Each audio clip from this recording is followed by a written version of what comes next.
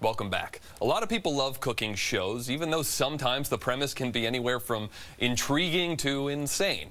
Well, now the author of the new book, The Two-Plate Solution, is taking it to a comedic extreme, and he's also using some of his inside knowledge of these shows.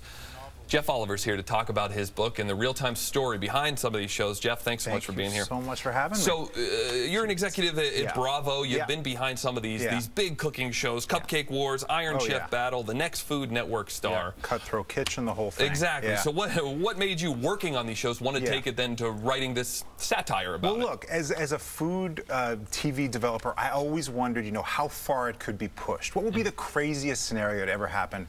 And then one day it dawned on me.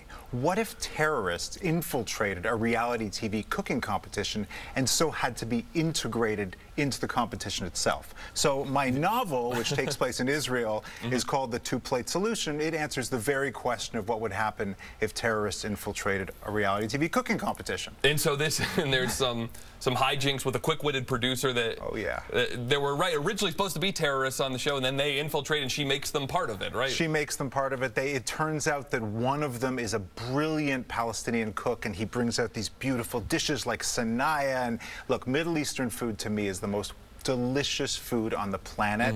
And so, you know, the incentive, honestly, for writing the book was to do research and to eat at every Middle Eastern restaurant in the city and just gorge myself. So, with the book in mind, talk a little bit about cooking shows. I mean, there's an insane number of people that have seen a cooking show, that watch a cooking show every week.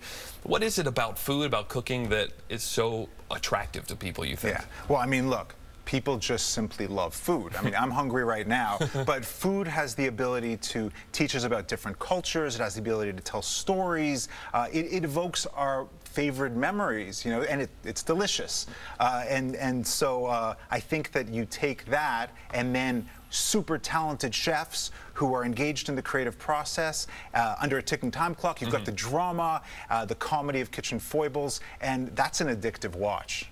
So, looking back with the people you've worked with and this history of working with huge network stars, do you have a favorite one, or anyone that you look forward to coming back to work with every day? I mean, I have a ton. I would say, you know, the Top Chef judge Gail Simmons is a joy, and her new book Bringing It Home is a great cookbook. I love the food of Michael Solomonoff, who is has a Middle Eastern restaurant in Philadelphia called Zahav. But my favorite food talent is Bronx's own Baron Ambrosia. His real name is Justin Fornell, but no one brings alive food adventures with as much hilarity and passion as Baron Ambrosia. And in my opinion, he is the next big food star. Bronx's own. It's a Bronx kind of night. It is. Well, Jeff Oliver, the book is The Two-Plate Solution, a novel of culinary mayhem in the Middle East. Thank you so much for joining us. Thank you so much for having me. Thank you. This was fun.